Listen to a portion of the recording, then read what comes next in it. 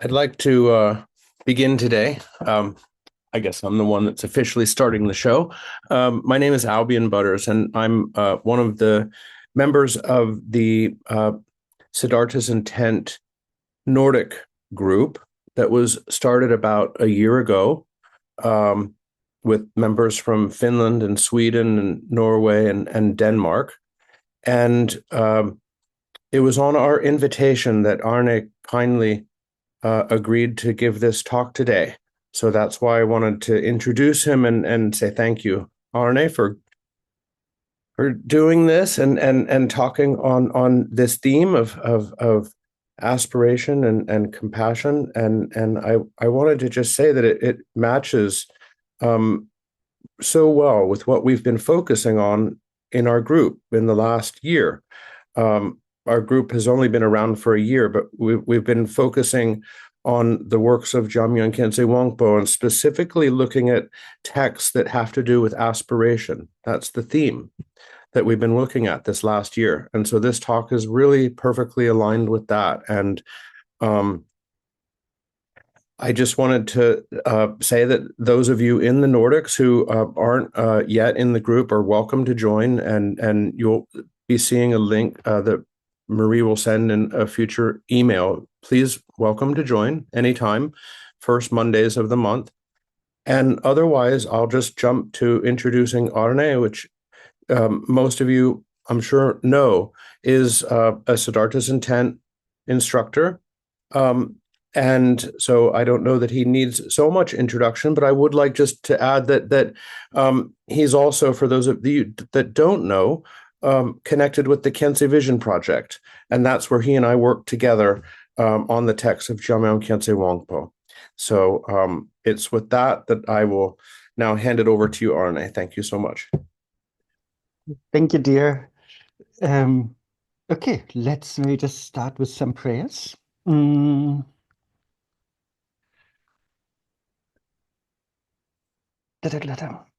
Where do I have them? Here.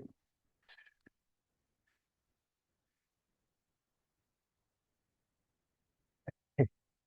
These are the prayers we usually do in KVP. So I thought, as Albion said, we are working together. We see each other every week, which is very nice.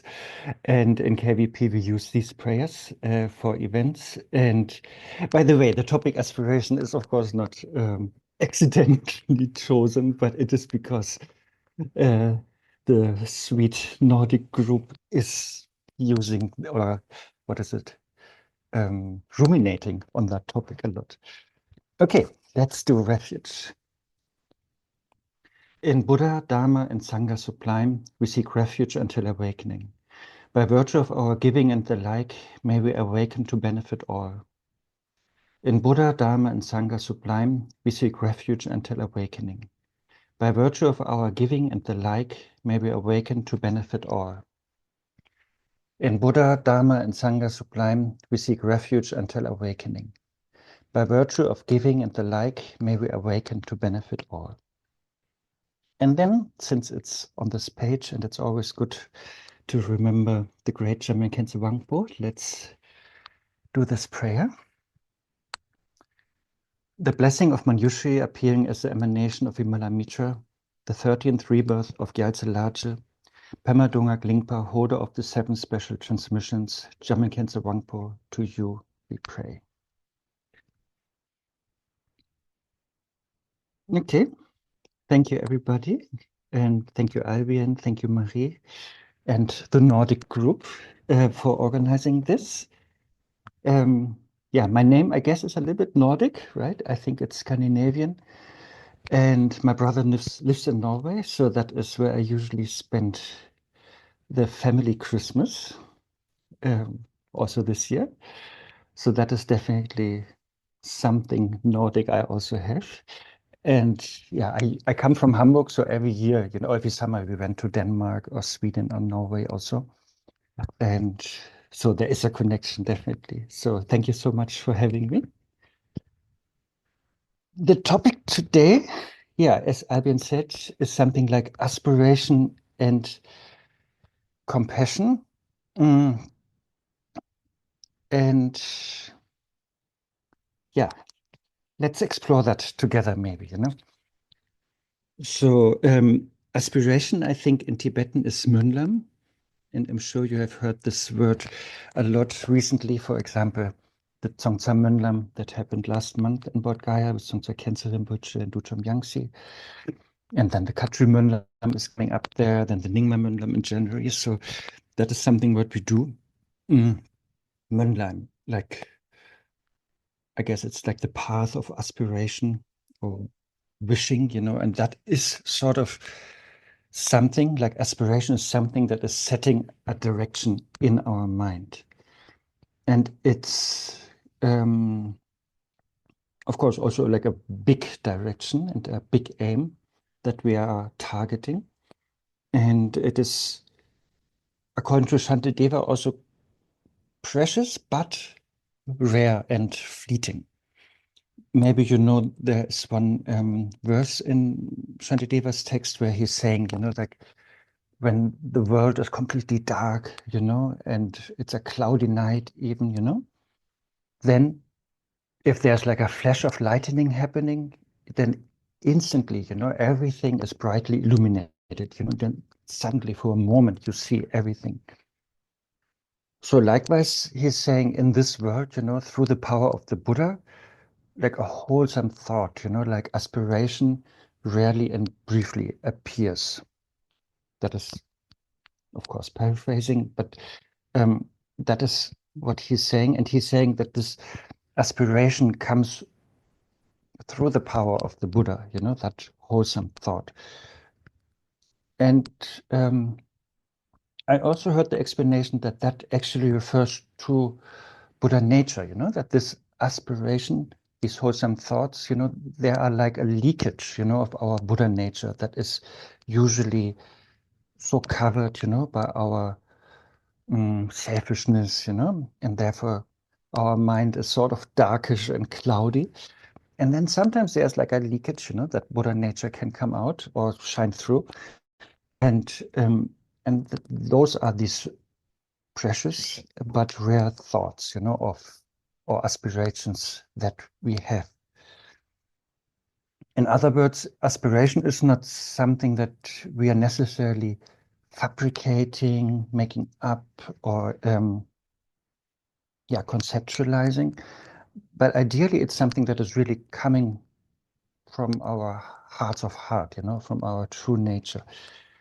And therefore, it is also not like a very like small-minded, narrow-minded goal, but it's aiming really at something big and vast, you know.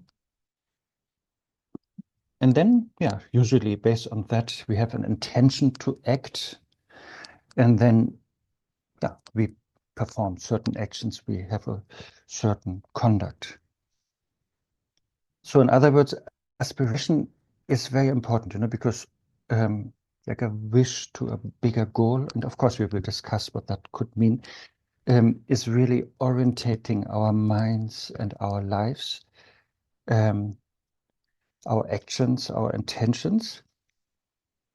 And also, according to Shantideva, more in the 7th chapter, it is also that which makes us enthusiastic, you know, which is like the 4th parameter, right? The effort or the diligence, you know. It is that makes us enjoy virtuous actions and be persistent or steady in that, you know, and that we are not so like a candle in the wind, sort of, you know, when we are doing things, but we have some oomph, you know, some drive, and that comes from aspiration. So, yeah, so that is an important part of aspiration, and of course, yeah, it makes our mind bigger, you know. Usually, I'm wishing for like a coffee or meeting my friends, and which is nice, but it is sort of a limited wish. But aspiration, is expanding our mind, our view, and therefore also, of course, our conduct. And And maybe another point, yes, aspiration, we really, as I said, yeah, it's really, let's say, a leakage of our Buddha nature. So it's really something that is coming from within, and it's not necessarily, yeah, it's not something philosophical. It's not a promise we make to somebody, but it's really that which then makes all our actions or meditative practices very powerful, and I don't even know what the word means, but like spiritual, it's not, otherwise without that big view, without that big aspiration, yeah, all our practice might be more like a hobby, but with that aspiration, yeah, then it really becomes relevant. And aspiration always in Mahayana Buddhism, of course, goes hand in hand together with compassion, which is then really like the engine, that is bringing us to that goal, that the aspiration is wishing for. And of course, in Mahayana Buddhism, especially in the Kadampa tradition, there are many approaches how we develop compassion. But I guess the main base for compassion is that we understand that we all equally are concerned about ourselves. And I think also Nagarjuna is saying that in the Ratnavali, where he's saying that, yeah, just as I hold myself dear, likewise all beings hold themselves dearly. So, and if we see that, then we have compassion with each other, in the same way, like how we care about ourselves, likewise, then we will care about others, and we will naturally refrain from harming others. I feel that quote from Nagarjuna is like often, yeah, used, also by Shantideva, like that we all wish to be happy, and all want to avoid suffering. But then Shantideva is also adding, that tragically we don't know what are the causes for happiness and what are the causes for suffering. So therefore, tragically, we create more and more causes for suffering and have almost animosity towards the causes for happiness, And so therefore, we are running headlong into more and more suffering, into more and more problems and conflicts. And so compassion is really that heartfelt wish, that other beings are free from suffering, or that everybody is free from suffering, us included, of course, And it's definitely not something like pity, where we maybe see a beggar on the street, and then look down at him or her. But or it's also not something where we are totally emotional, but it's just this, yeah, strong wish and almost passion, that suffering may be dispelled, and without belittling the others, but having like an equal respect to the person that we are helping or benefiting. In compassion, yeah, in Tibetan and Albion, please always correct me if I make stuff up, with the terms. But I think it's either Ningje or Tukje in Tibetan, which is something like a noble heart, or beautiful mind, maybe even, I don't know. I think noble heart is how do you call him? Tintin in Tibet. I think he was called like that by the monks when he was in Tibet. And yeah, Beautiful Mind, I think, is the name of a movie.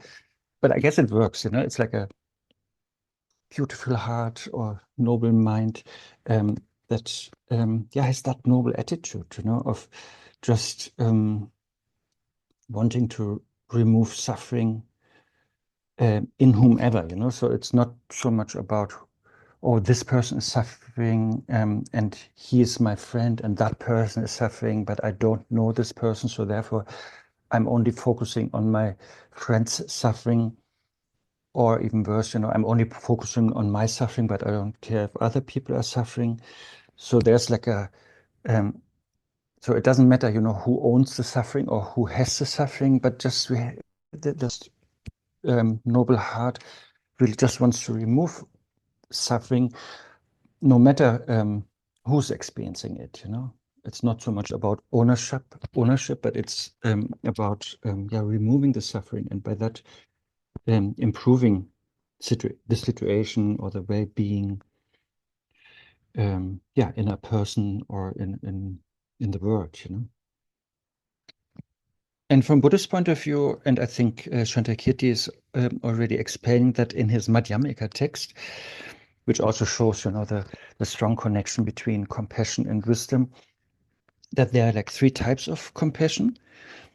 And so the first one is really focused on suffering, that is what usually we think of compassion, and that is, of course, not a specific Buddhist compassion, but it's just focusing on other sentient beings who, as I mentioned earlier, who wish to be free from suffering and who wish to have happiness. And then, one is really trying to remove that, so that is quite a common compassion. But then from Buddhist perspective, we also have compassion that is focused on impermanence, which means, we all know that things are impermanent because they're compounded, they are not just there forever, but everything is in flux, everything is changing constantly. And even though I guess if we think about it, we will come to that conclusion. Nevertheless, emotionally, we might not really live according to that. And therefore, we always want to freeze reality, or we unconsciously believe in the permanence of things, and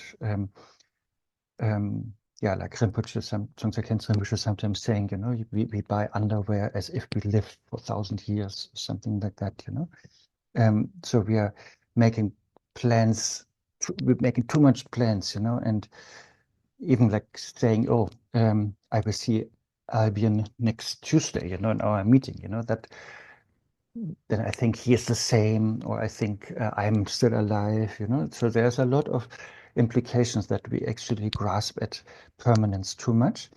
And that, of course, will make us suffer, because whatever is not aligned with reality will make us suffer. So, and reality is that things are changing. So compassion that is focused on impermanence is sort of understanding that, mm, understanding that beings are suffering because they are clinging to permanence, and by that they are really distancing themselves from reality. And the last type of of permanence, yes, of compassion is focused on emptiness, or that is also called referenceless compassion, because it doesn't use any reference point like I'm here, somebody else is there, and I'm doing this amazing action. But it is free from that. It is realizing that things are free from an inherent existence, whatever we have studied in Madhyamika. Things are not really real. Nevertheless, they appear. And unfortunately, most beings don't see that, and therefore they are suffering because they take everything for too real, for too seriously. And the great Yogi Milarepa also said something like that, like seeing emptiness, having compassion. So that is the last compassion, and I want to talk more about it later. But that is really like something that is so not common, and it has the same name, or the first name, compassion, but yeah, it's almost just wisdom, and then there is a natural responsiveness to the situation, um, almost like this what is it? This effortless Buddha activity. And that compassion, of course, needs the basis of wisdom. So therefore, it is more for Bhumi Bodhisattvas. Mm, okay, maybe I say a few more things, and then I want to hear from you also, and then I will continue afterwards. And so that was a little bit about aspiration and compassion, hopefully. And of course, they are very much together in bodhicitta, so this heart of enlightenment. And so aspiration is not just a small version substitute for bodhicitta, but it is already the first type of bodhicitta, right? In how's it called? Clear ornament of realization, like Abhisamaya Lamkara by Maitreya and Asanga. They talk about the two aspects of bodhicitta, that one aspect is like the aspiration, the longing, the yearning, for complete awakening. And then the other one is really like the engagement. So we have like aspiration bodhicitta and the action bodhicitta. And that aspiration bodhicitta, is basically very much connected to what I mentioned earlier with the aspiration. And it is already a game changer, a life changer, a mind changer, because it weakens our self-clinging. It already aligns us with enlightenment, and yeah, it makes us sort of do things already that are actually, or wish at least to do things already that are beyond our immediate capacity, because we have like a big, vast wish, that all sentient beings may attain Buddhahood, and therefore we have the aspiration that we attain Buddhahood, not because it's so great for us, but because it's so great for others, if we attain Buddhahood, because then really we can benefit others. Because at the moment, how we benefit others is quite often just like a guess job, I mean, at least speaking for myself, like I don't really, I cannot really read other people's minds. I don't really know their karmic setup. I don't know, yeah, what they really need, and I'm so dependent on what they tell me, what they want or need. So then I can only guess what I should do. But yeah, the more we develop our aspiration, and then also the more we realize emptiness and therefore come to the third type of compassion, then the more we know what really to do, and how really to help others, So therefore, aspiration is definitely not something that is passive, but it's really, together with compassion, it's really like the engine, of our lives or our practices, especially. And it does make a big change, in us, and of course, therefore also in people around us. And then maybe let's talk a little bit more about this relationship between aspiration and compassion, and then wisdom, because usually, I mean, our topic is aspiration and compassion, but usually the two main characters on the Mahayana stage are sort of wisdom and compassion, right?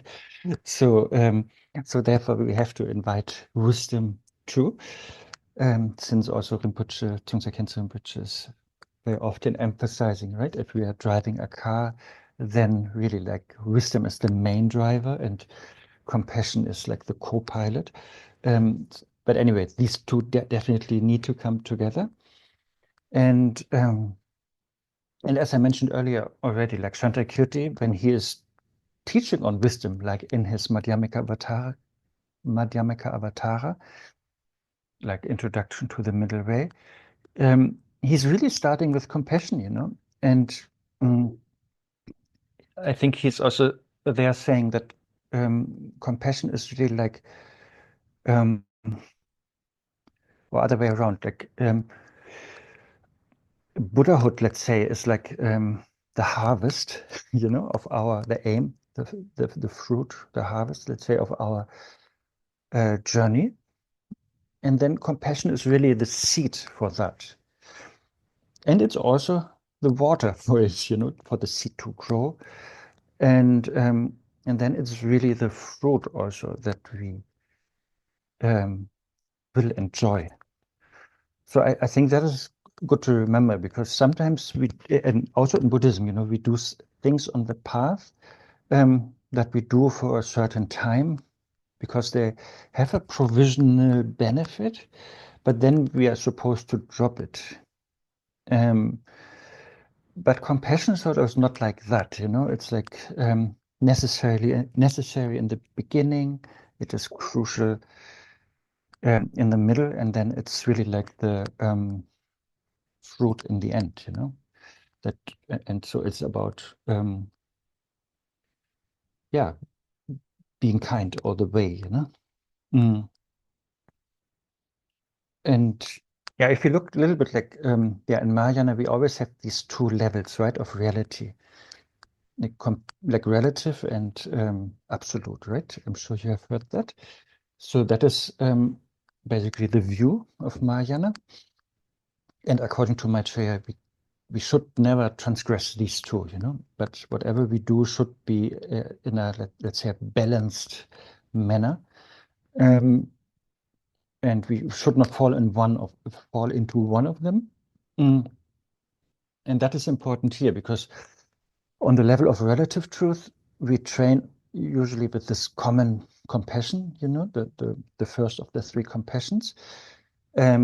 Of course, and that we upgrade that compassion on the relative level, but then on the absolute level, yeah, we train on wisdom, right? So therefore, we have this, we have the view of relative and absolute, and then the practice is, yeah, having compassion and wisdom, and they really need to be in union, or they need to be together, you know, hand in hand, because if we are um, only having compassion and not wisdom, then yeah, we can always end up very dogmatic, mm, and we can also burnout, get a burnout. And everything becomes too important, you know, and we lose ourselves maybe in too many action and details, and get frustrated, overwhelmed. So therefore, we need the wisdom aspect with the compassion. And on the other hand, if we are focusing too much on wisdom and forget about compassion, yeah, then really like mentally we also dry out, you know, and we might become too nihilistic, you know, or too careless, you know, and think, oh, everything is empty, so who cares, you know? So therefore, the Bodhisattva path is really like, bringing these two together, and making sure that emptiness doesn't make us arrogant or just like a philosopher, and also making sure that compassion is not exhausting us, you know, but we bring both of them together. So so that emptiness like the wisdom makes sure that our compassion is unbiased, for example, or that it's fearless. And compassion helps us if combined then with wisdom, helps us to really be more and more selfless, you know. So therefore, these two need to go together. Mm, yeah, maybe that far I already spoke like almost half an hour. Um, before I continue, I want to hear from you. What do you think about what I said so far? I have a question for you, Arne. If it's not about Tibetan words. No. And Tuche and Ningche, I mean, those, the way you put it, heart and mind, I mean, I think that it Tuk really can and Ning can mean exactly that. So it has that dual meaning. Um, but my question is, when you were mentioning Chandrakirti's, three definitions of compassion, at first I was thinking, well, wait, aren't there four? And then I was thinking, of the standard list of the loving kindness and compassion Oh, and joy and equanimity. And then I was wondering, how do those fit together? And is it really that those four can just be maybe included in Chandrakirti's, but with the wisdom aspect kind of added? yes. I think according to Longchenpa, he wants, and therefore also Patrul Rinpoche is writing that or teaching it in his words of my perfect teacher. Um, like the fourth, the equanimity of these four immeasurables is definitely the wisdom, and we should always start with that um, to make sure that we are not biased. That I'm only helping Berlin people, but not Polish people or whatever, that we are really like have no condition, no bias, no partiality, and also that we are not, yeah, getting burnt out, but that we have this fearlessness and the courage because we know everything is illusory. And then, yeah, and then, yeah, and then so that according to Longchenpa should be established first, that we have that view of emptiness. And then based on that, almost like the three samadhis, I fear, then let's have compassion and love. And compassion and love is basically the same thing, but just the other side of the coin, right? Compassion is the wish that um, there is freedom from suffering, and love is the wish that there is happiness present. And then, yeah, I think also the third one, which the joy is very connected to it, right? That we then rejoice in that unconditionally. Um, yeah, so I guess the four immeasurables are very yeah, connected with this compassion and wisdom. Yeah. Or what do you And you think? take all of those and then think of them in terms of, for example, the signlessness aspect.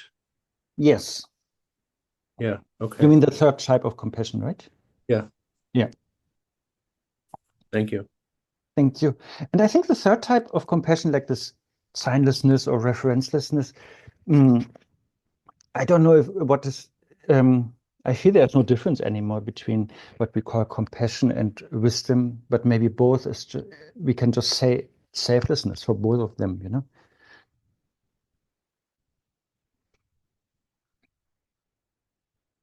Thank you, sir. Anybody else? Anything?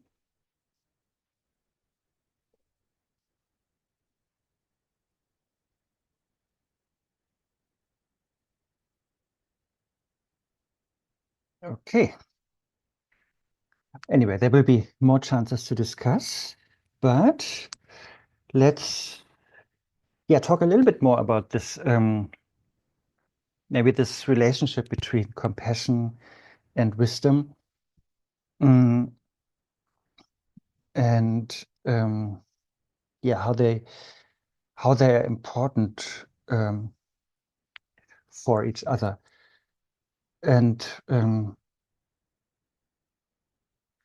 because, yeah, what I just said, that maybe both can be termed selflessness, compassion, of course, is selfless, and wisdom is also realizing that there has never been a self, you know, and so we realize selflessness or identitylessness, and compassion is definitely important because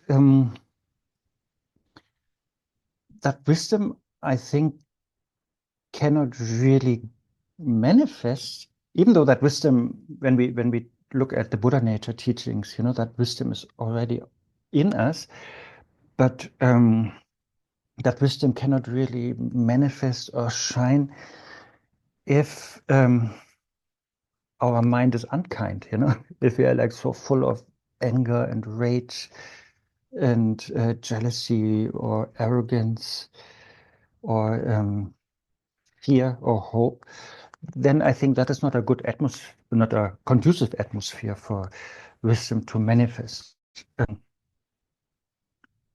It's a little bit like if I would invite Rinpoche here in my room, then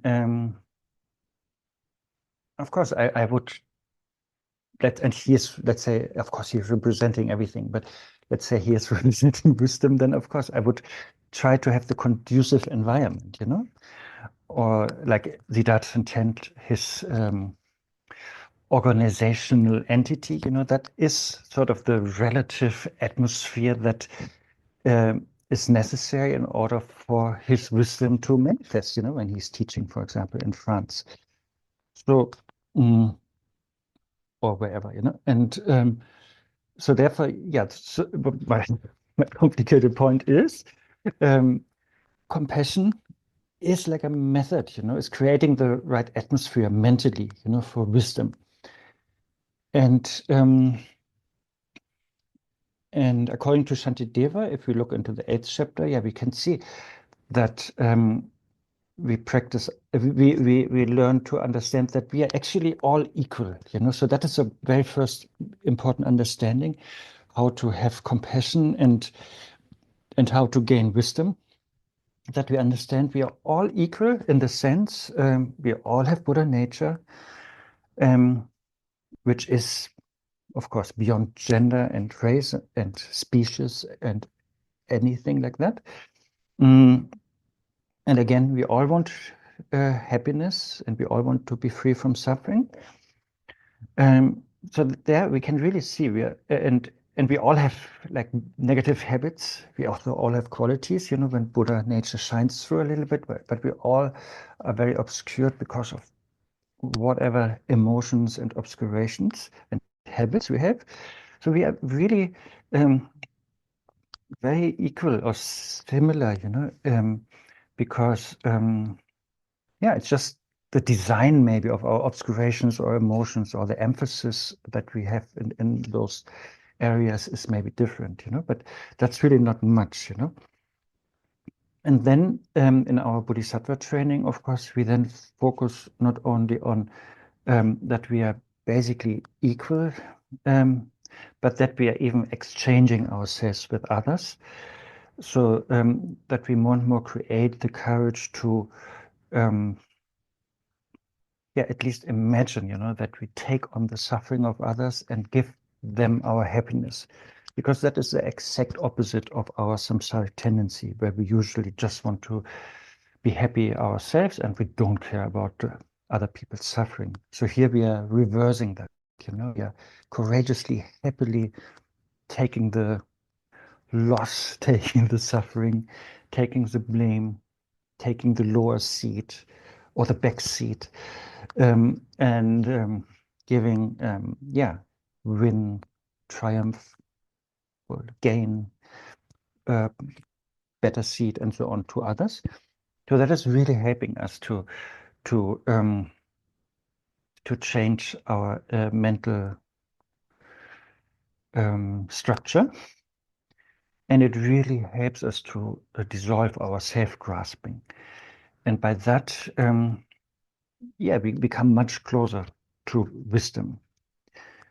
I'm never sure, but I think it was Leonard Cohen, right, who was creating that sentence when he was singing this song, right? There's a crack in everything. That's how the light gets in, something like that. I don't know if there was an earlier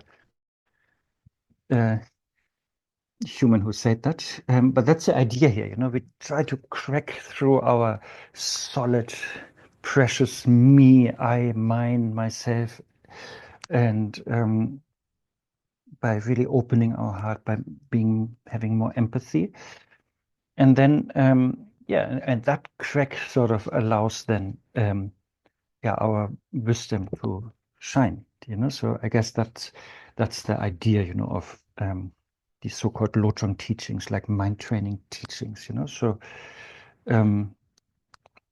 because yeah, so solidly we hold on tight, you know, to that is me. Me is important. I'm independent. I'm the best, you know. And that needs to be cracked. That needs to be softened and dissolved at some point. Mm. Then, of course, there could be also obstacles to compassion, and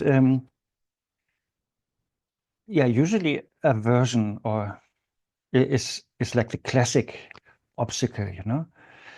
Of course, the basis is always selfishness, you know, self-centeredness. But I just mentioned, you know, that we think we are the center of the universe. Everything revolves around me, and my happiness is the best, you know, is the most important, and we are not caring so much of others. Um, and sometimes, of course, we are not that stupid also, you know, like if I say my happiness, my also includes, let's say, my family, my friends, my Sangha, ideally, and so on. So, but that circle of me, myself, and I, mm, that is usually how far our compassion goes. And then we have aversion to everybody or everybody who's outside of that circle or who's like threatening that circle and so on. So therefore, classically, traditionally, aversion is the main obstacle to compassion. And I think also Shantideva said that in his chapter on patience, you know, that he's saying there's really no, um, wait, Marie wrote something. Yes, it's from Leonard's coin. Good. and so Shantideva is saying that it is, yeah, there is no bigger enemy or demon like hatred, you know, which is like the full-grown cancer of aversion, you know, and no virtue like patience. So he was, of course, in that chapter, he was using the term patience. And therefore, yeah, we should really put all our effort to be patient and compassionate, something like that he's saying. And so that is the classic problem. And of course, also the other obstacles are, and I think I just discussed it with Albion also, like partiality is a big problem also for our compassion. Yeah, if we exclude, you know, others from because they are not in our inner circle, you know. Um, you know, like of course, every bad dictator or terrible tyrant, of course, also has compassion, you know, for himself or herself, and maybe for his or her partner, and maybe for few people in the what is it, in the government, you know, let's say, maybe parents also, but that's it, you know, it's a very small circle, you know, and then people, because they are from another country, they are immediately excluded, you know, or because they are from another race, they're immediately excluded, you know. So that partiality is really dangerous. So therefore, yeah, Langshampa is emphasizing that we should start with a vast mind, you know, like also Guru Rinpoche said, right? That, right? Our mind should be, our view should be as vast as the sky. So that is really how we should always start our practice to make it big and meaningful. And then like vast, and then within that, then yeah, then we give rise to compassion to make it um, to make our action very careful, you know, and fine as barley flour, I think Guru Rinpoche said. But yeah, we need to have this impartial, vast mind first, so that we're not only helping blonde people or whatever, you know. Another problem for compassion is, yeah,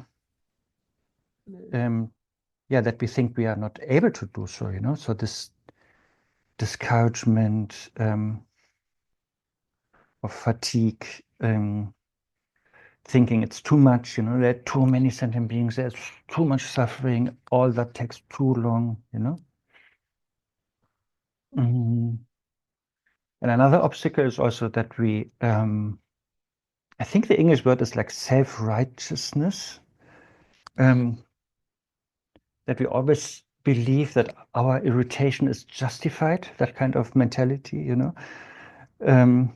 So that is also dangerous, that we think we have total insight into everything, and we lack the self-reflection, and um, so that is very dangerous, yeah, especially thinking that it is totally justified, that I'm irritated, that I'm angry. And even though, yes, anger is negative, but in this situation, it has to be expressed. And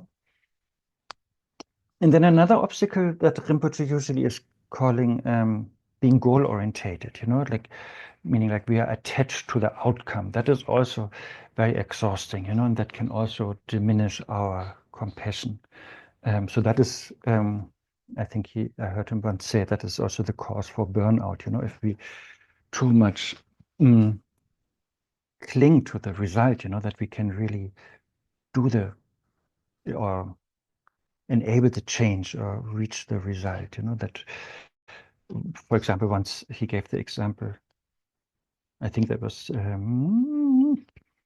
99 in Germany. He was talking about, let's say there's a couple, and then the husband is alcoholic, and then the wife has real good compassion and wants him to quit his addiction, right? To overcome his addiction. And then she's really trying, but she is so goal orientated that she will make it, that he stops drinking alcohol. And it's not happening, after 2 or 3 years, and then she's getting so frustrated and depressed and burnt out. And that is because she was too goal orientated.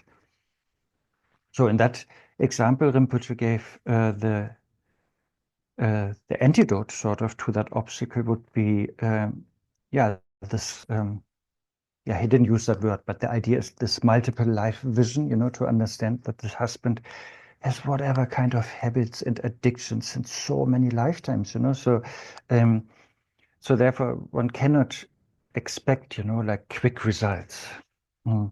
That's of course also true, in our practice, when we think, oh, I practiced now and meditated now for 10 years, but I'm still equally confused and so on, and still have so much strong klesha attacks or something like that. And yes, but then, yeah, we should not forget that we are since beginningless time in samsara.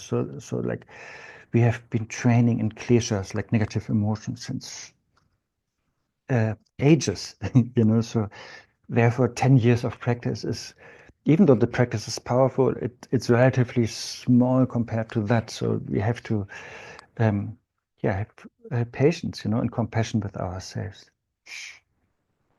And then, of course, other antidotes to these obstacles are, for example, remembering the Buddha nature, that we are basically good, that fundamentally we are sane, just temporarily obscured. So therefore, and that we try to shift to that, and see that is our real me, if we want to know who we really are, we are Buddhas by nature. So if we use that more as our identity, our central focus, that can overcome fatigue and discouragement and burnout also. And of course, also understanding that, or remembering that things are empty by nature also helps us to not take things for too seriously, too important, so that can help us to overcome these obstacles to compassion. And of course, aspiration prayers that can also recharge us, revitalize us and our motivation and intention and determination. Mm.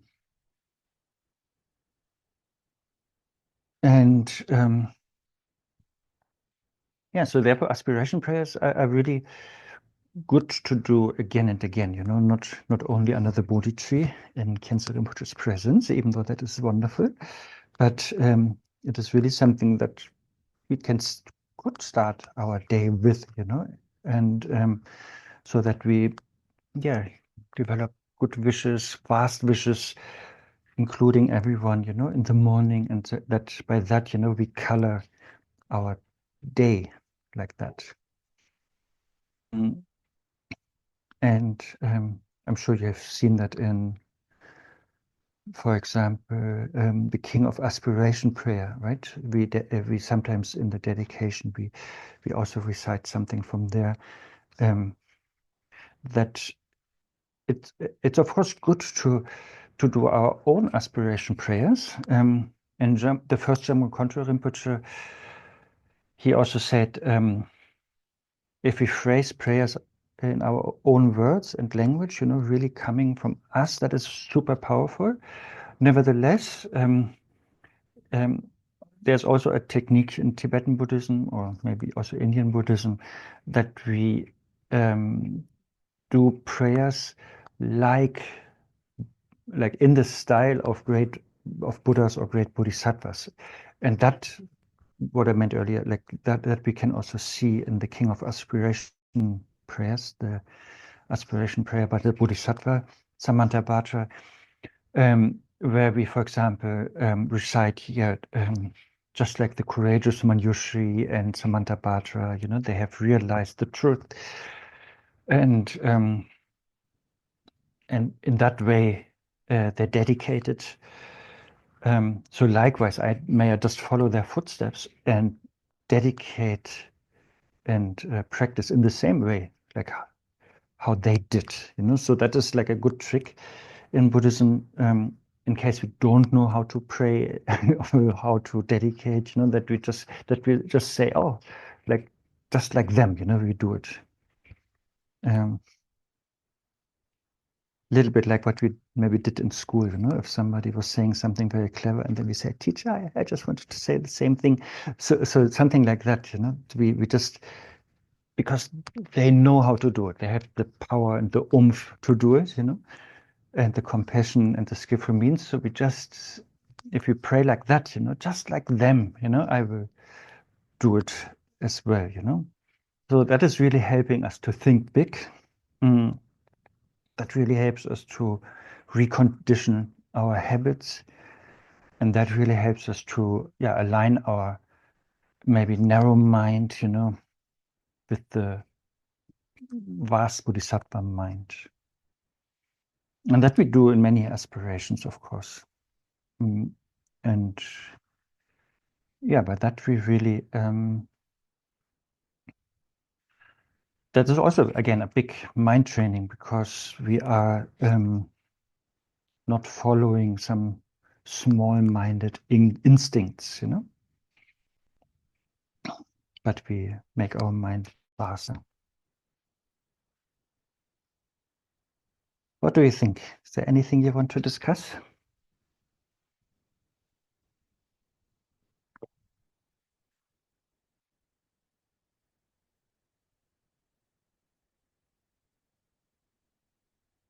Yes, Arne. Hi. Yes, hi. I would like to ask you, how can we check we are not only to feed our ego and to think I am very, very compassionate, blah, blah, blah. And or another way to be so in the emotional way, but I think it's dangerous to approach our ego, to feed our ego. And what is the way to check if we are in the right developing real compassion or something like that? I think good markers are, if we are not necessarily sentimental about it, if we are not in the picture, if we are really concerned about the others, oh, can you say more? I'm not sure if I totally got it. I mean, yeah, tell me more, please. Maria, est-ce que je peux le dire en français? Et puis, oui, voilà. Moi, je voulais savoir comment on peut vérifier que nous ne sommes pas dans on n'est pas en train de juste aller dans une voie où on est en train de nourrir notre propre ego en pensant je suis en train de développer la compassion. Quelle est comment est-ce qu'on peut faire un checking, bien définir comment si on est dans la bonne voie, de ne pas être soit trop dans le sentimentalisme, soit dans dans on est en train de gonfler notre ego en pensant. Did you understand, Arne, or not? How? My French is too broken.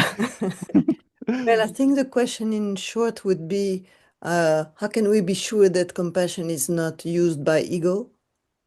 Kind of. It's very short, but that compassion is not used to feed our ego, used emotionally or whatever.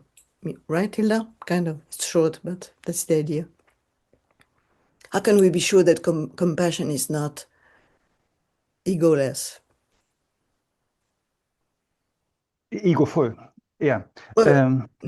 Yeah, how can we check we are in the good way or with development, right development of our little compassion, because it's not easy to develop the real compassion. Yes. How can I check that? I think, yeah, I think that then I understood it earlier also. Yeah, like it's like, yeah, if we're really concerned about the others, if we don't if you don't expect like a thank you, reward, acknowledgement, but if we can help others, without this copyright thinking, or ownership, and also if it's more and more impartial, so that we are not that we are not excluding anyone, but that we are more just like the sun, like radiating to everyone, so I think that's good. That's a good sign.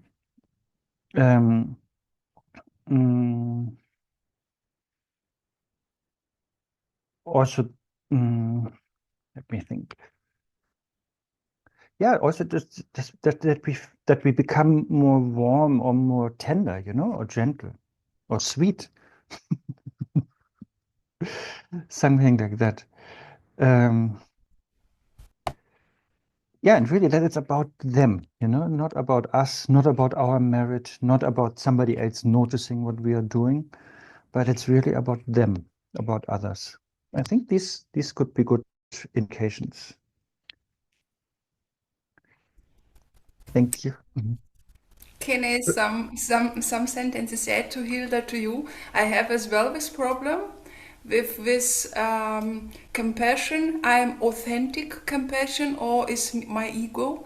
But in everyday life, it shows with other people. Sometimes I'm angry, sometimes I this, and I reflect. Oh, this was, and most this was my ego. Yeah. Yeah. Thank you. But also there we should be also compassionate with ourselves, because at least in my case, there's always so much ego in my compassion and whatever I'm doing, so it's always like a very mixed motivation, when we do things. Like only really from the first Bhumi onwards, then the real compassion wins, and the ego is really small.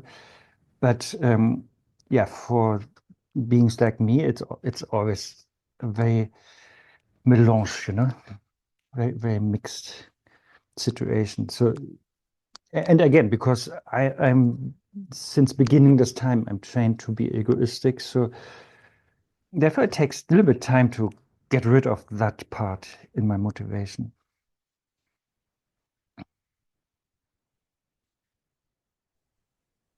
But what you said before helped me. When you say if we become more tender, that we are not always in color and cholera because Colère, yeah. cholera, with the fly, la mouche a volé, and for the yes, it's our ego explode for nothing. And yes, if we are less angry but by the stupid things, I think is the sign of we are in the more the compassion, I think. Yeah, basically, yes, that's generally a good indication also. Yeah, our negative emotions decrease, whichever, then we are on the good path. And just for the sake of completeness, like, yeah, wisdom is of course the other thing. And then, yeah, the indication of that, if we are on the right path with wisdom, is that we know that everything is a dream or an illusion, day and night. Yeah.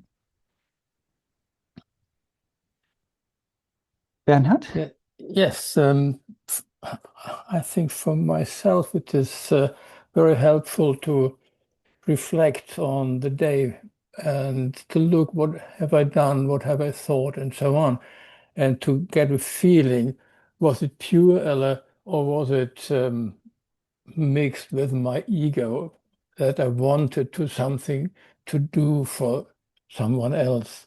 And by this way, I think I can learn to reduce my ego input more and more, just to learn more about my emotions, to get known of my emotions, which are steering myself very often.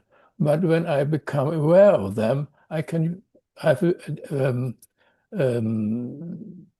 skill to reduce this ego impact on my deeds. And yes, that's my own experience for myself. And I read the book of Jetsun Kandro Rinpoche, How Not to Miss the Point. And Again, yeah. when I remember this line correctly, she said, real compassion is when you let all others free from yourself. And I think it's a good sentence that helps me always to be aware. Well, I'm clinging to this person or not. Yes. Yeah, two small things to that. Yeah, the first one is, in the end, yeah, it has to be us, to know what is in our mind. So yeah, we have to learn to self-reflect and check. Yes, what you said. Also in the Lojong teachings, right? The 51 or 52 slogans of mind training in the 7 points. Yeah, it's also said, yeah, always rely on the greater witness. So that is us. We have to have clarity and honesty in our mind. That is super important to check our motivation ourselves. So that is really what we need to develop.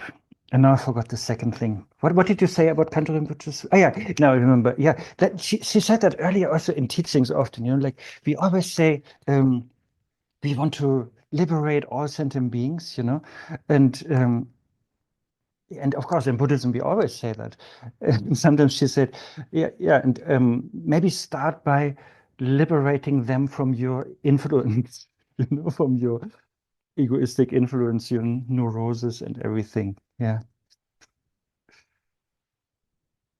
Rinpoche once said that too. It was in Deer Park. I forgot which year it was. He was also talking about doing retreat and so on. And then, yeah, for the benefit of others, we retreat from them, like to let them more free and don't disturb them, so that is already compassion, not to disturb others,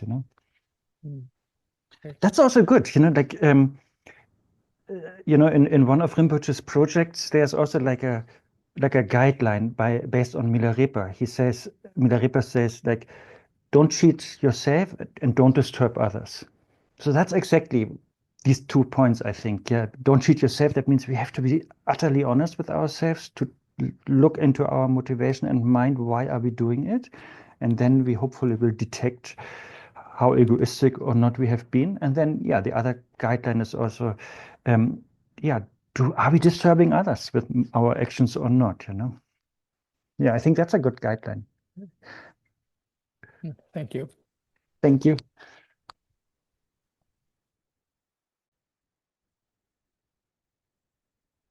Okay, and then compassion, of course, naturally is alive, and wants to express itself and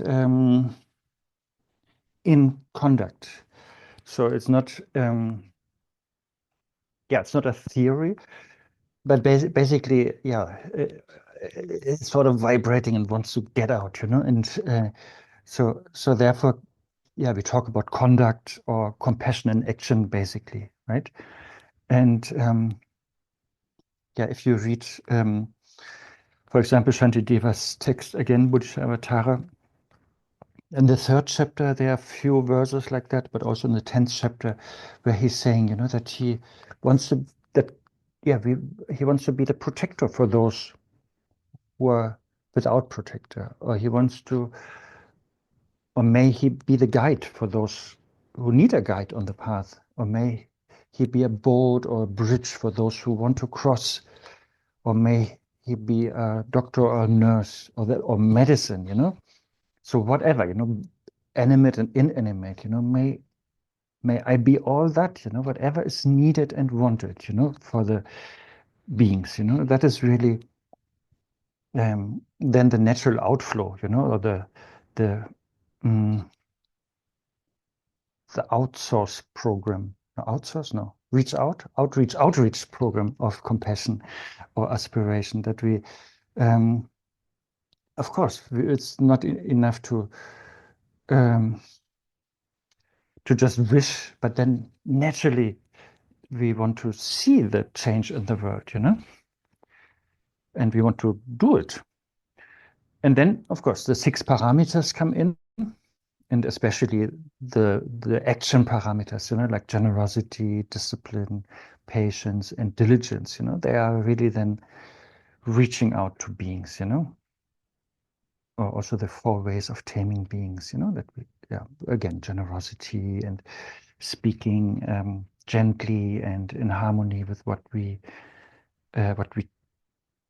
talk, like walk the talk. Anyway, so we reach out to others, and there, of course, it is important to that we don't cheat ourselves, but always check our motivation, and that we are not underestimating. Pato Rinpoche is emphasizing that a lot, right? That we should not underestimate our that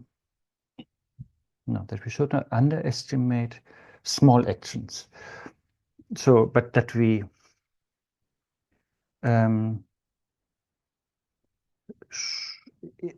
know that if we have a great motivation, and even if our action is small, that is already a great action or great project. So there are many examples. Like a small, let's say, if I'm smoking my weed in the woods, and then a whole forest fire is happening. So it's a small cigarette, a small fire that is having such a big impact. So likewise, sometimes even small actions, they can be very powerful, a small gesture. Sometimes just if you smile at somebody in the metro, maybe that will brighten up their mood already, for the entire day. Especially if you maybe have some aspiration prayers in your mind, and don't smile too creepily. So, but just a stupid example, but just even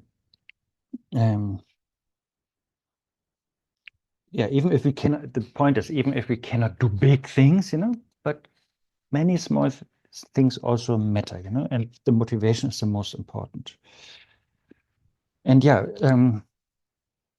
and it should be, of course, as selfless as possible, And if you want to impress others, like whatever, like taking like a selfie, when you give a beggar some money and post it on Insta, then it's more like performance, right? So that might not really work on the path. But yeah, these unnoticed actions, that are not photogenic or maybe even boring looking, that is really good, that can also be a good sign, if we don't need to take pictures, of our good actions, that is maybe also a good sign that it's genuine. Mm. Yeah, so that is maybe on action. I think tripa in Tibetan, conduct. And then, yeah, let's a little bit visit wisdom again, because that brings everything to another level, And there's then also where the third compassion comes in.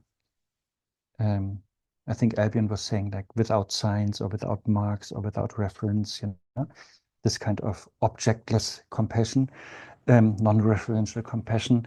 So that means it is free from fixating on subject, object, and action. So that is super important.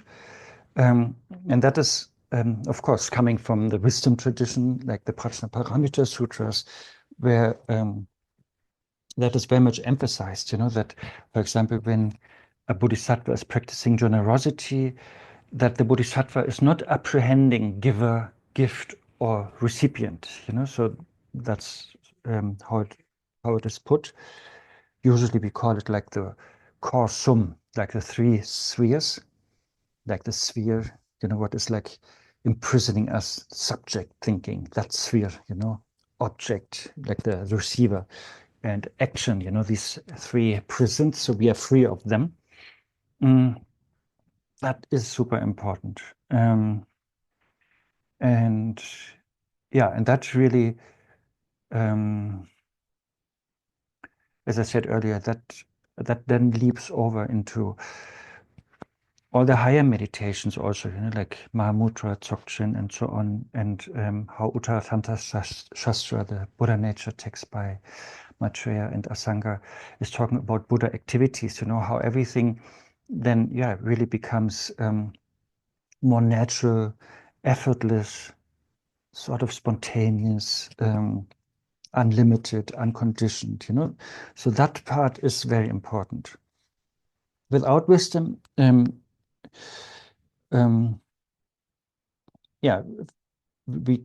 of course, compassion is still very relevant and important, and we will benefit others, and it's also benefiting our own mind.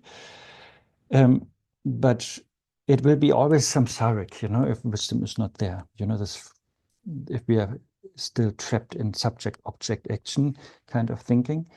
But with wisdom, then it's beyond samsara, and then our compassion is trustworthy, And then it is, naturally effortless, Then they talk about display or something, or responsiveness, and it's not so much, and then it's not anymore like a conceptual, intentional decision, what we do. And then maybe the last point is,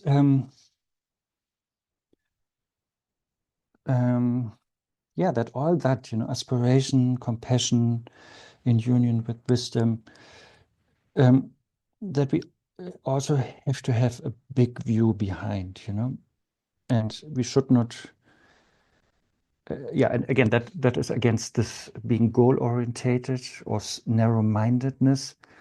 So we want we want our aspiration and our compassion to transcend, this life or immediate results, like a quick fix or something. But we really need this big view behind. to make it vast and powerful. And of course, Shantideva is a good example. You know, if you read the 10th chapter of his book, Bodhisattva, there is like a famous verse, you know, where he's saying, yeah, for as long as space remains, you know, and for as long as sentient beings remain, may I too remain to despair the suffering of the world, you know. So it is, so we have the courage, you know, thanks to wisdom, you know, we can have the courage and the determination, you know, to be there for everyone forever, and yeah, make this world a better place. So I guess that is what is meant, and yeah, that is then also like how aspiration, compassion, and wisdom then become dedication. You know, how we dedicate our lives, our merit, our abilities and qualities, you know, for the welfare of others, and yeah, without hope and fear, you know, that I think is also good indicators, you know, that we don't have hope or fear, that are good indicators for our genuineness and our compassion. Yeah, what do you think? Anything you want to discuss?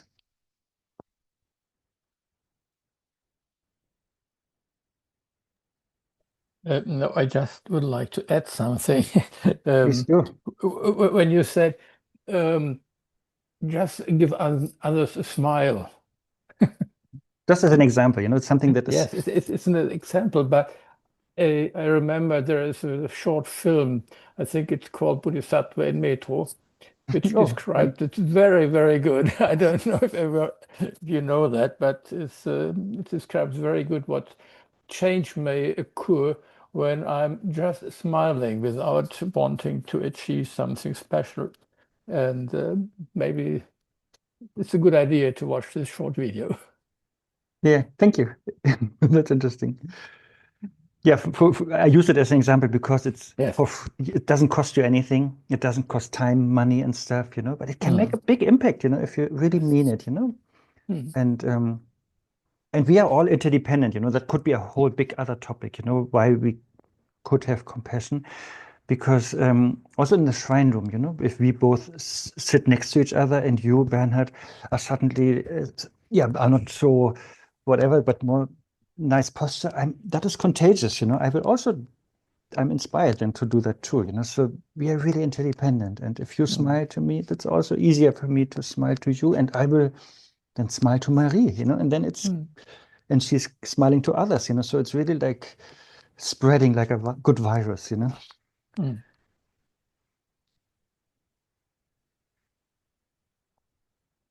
But I have a question.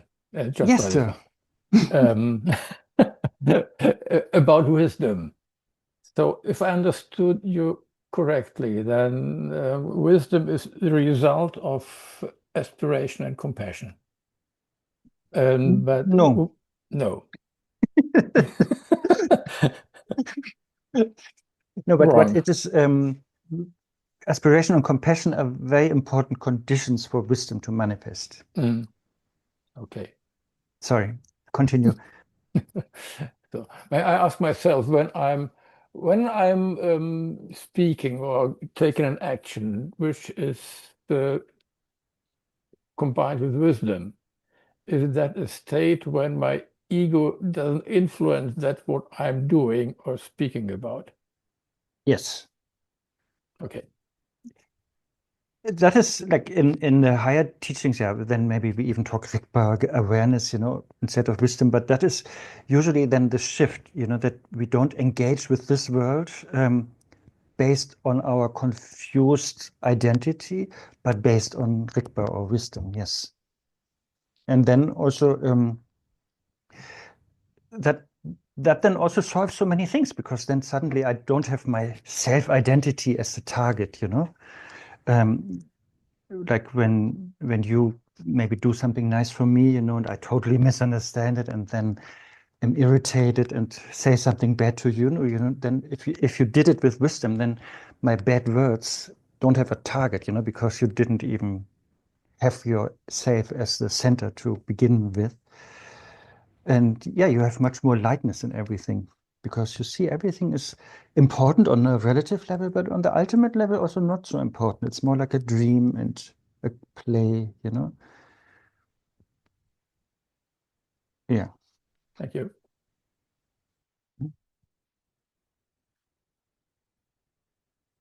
Anybody else? Anything? I would like to ask how relate aspiration, compassion, and mindfulness? Is there a connection on on how it's yeah? Yeah, mindfulness is basically important for all, you know.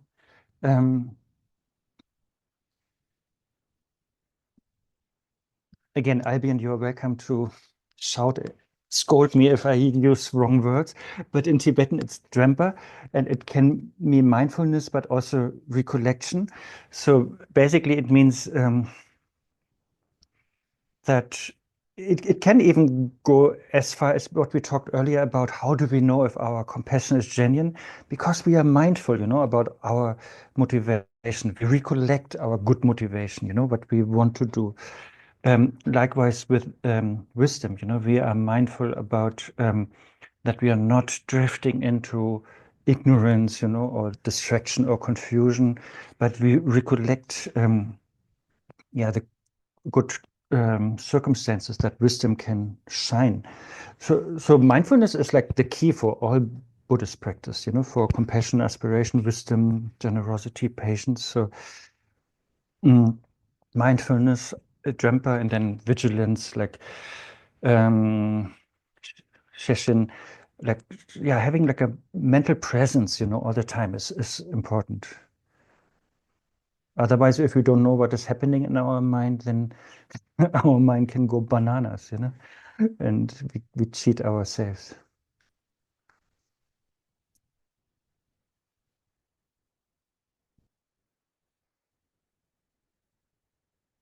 Okay, if there's nothing else, then maybe one last topic, because sometimes there's a talk about compassion for oneself, you know. So I thought I wanted to end with this juicy topic, just because, so when do we know that we are compassionate with ourselves, which is a good thing, or when do we know, when are we just self-cherishing, you know, or it's a little bit similar, but also different to what we discussed. So, so the opposite, like self-hatred, is never encouraged in Buddhism, right? That is not taught. And I heard also that the Dalai Lama, when he came to the West, and then he heard about the concept of self-hate, it was really new for him. This is not something he says what Tibetans have. You know? They have other problems that we don't have, maybe, but not that one.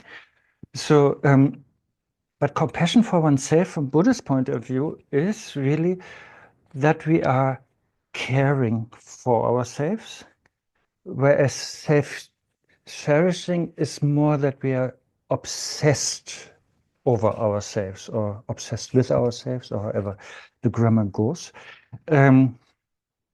So that means if we should be compassionate with ourselves or for ourselves, that means we should, you know, but that is compassion means like, yes, I wish that I'm free from ignorance. I wish that I'm free from suffering. So that is a good thing, you know, that is compassion. But self-cherishing would be different. It would be more that I maybe try to protect my protect my egoistic habits that create more suffering. So that is actually dangerous, you know? Got it? Like, yeah. self-compassion is more that I'm wishing to be free from suffering and its causes, and therefore I want to be more compassionate and wise.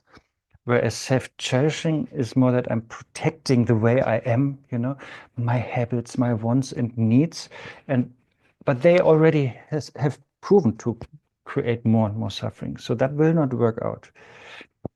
So therefore, when the teachers tell us, we should be selfless, we should have compassion, then that is it's not making us dysfunctional, but actually more functional. And basically, it's asking us to not mistakenly identify ourselves with our confused way of being, And yeah, I think since somebody asked earlier, like if you look about indications or symptoms, or measurement, when self-compassion slowly, silently becomes self-cherishing, I think, yeah, if we maybe feel more and more entitled or defensive, emotional, or if we get more attached to comfort for us, then that is more self-cherishing. But self-compassion can also mean that we intentionally go out of comfort zone, and yeah, intentionally give others the triumph or something. Yeah, just a few thoughts. Okay, Bernhard, and then we dedicate. Last question. Is self-compassion also an attitude to not judge oneself? Because it could happen. I did it wrong. It wasn't correct, and I've punished myself. Yes, let's not punish and let's not feel guilty. Yes, but still we need a discrimination also. Yeah. So when we talk about being, I think you talked about it already. Yeah, if we are honest with ourselves and not cheating ourselves, then of course I should also detect that I'm, let's say, jealous. And so I should. Is that a judgment? I don't know, but it's a discrimination at least. I should notice it, and then there's also a judgment maybe that I understand. Oh, jealousy brings more suffering, and if I learn to rejoice and be more open-hearted, then that brings more happiness for all of us. I don't know if that is judgment, but that much we should do. Discriminating wisdom we should have, and the whole path is based on knowing what to adopt and what to abandon. So there's some kind of judgment, but of course not in a way that we are really judging ourselves and saying, I'm bad, I'm stupid, I'm not worthy, and that we feel guilty. That definitely not. Yes, that would be more on the self-hatred spectrum, which we should not do, but maybe Christian people do too much. Yeah, no, compassion means also, being gentle with oneself, but also not tolerate samsaric habits, right? And judging might be a samsaric habit, true. Okay, then let's conclude. It was already 90 minutes. I will just share some prayers, if I find them again. I have always too many things open on my desktop. Here. You really don't want to see my desktop. It's like, I think, an indication for samsara. By this merit, may all attain omniscience. May it defeat the enemy of wrongdoing. From the stormy waves of birth, old age, sickness, and death, from the ocean of samsara, may all beings be free. Lord of the ocean of teachings in Tibet without bias, universal monarch of 7 wondrous transmissions, Jamin Khensa Wangpo Manyogosha in person, may all be auspicious for your lineage to spread and flourish. As long as space remains, as long as the world remains, may it too remain to elevate the suffering of the world. Thank you, Arne. Thank you so much. Thanks very much, Arne. That was Thank fabulous. you, Arne. Thank you very Thank much. you, Arne. everyone. Thank you, Nordic Group. Thank you Thank you so much. Bye. Bye bye. Namaste. Bye. Bye. Thank you so much. It's